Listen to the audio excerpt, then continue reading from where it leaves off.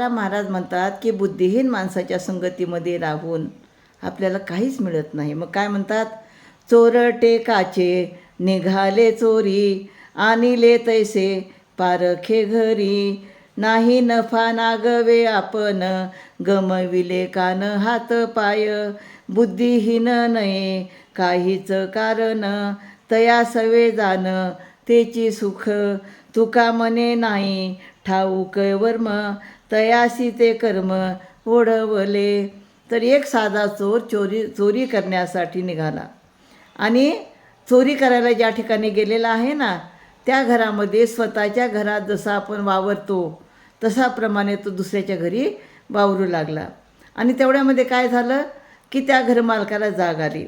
आणि जाग आल्यानंतर मग त्या मालकाने काय केलं, त्या चोराला मार दिला आणि त्या मालकाने त्याचे कान हात पाय कापून त्याची फजिती केली.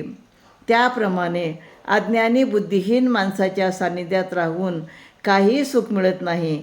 तुकाराम महाराज म्हणतात, ज्याला आपल्या कामातील वर्म समजत नाही त्याला त्याचे कर्म फार दुःखदायक ठरतात. म्हणजे तुम्ही जे काही कर्म करता ते अगदी विचार करून करा. जर विचार करून तुम्ही कर्म केलात, चांगल्या लोकांच्या संगतीत राहिलात, संतांच्या संगतीत राहिलात, तर तुमच्या हातून कसे कर्म होतील?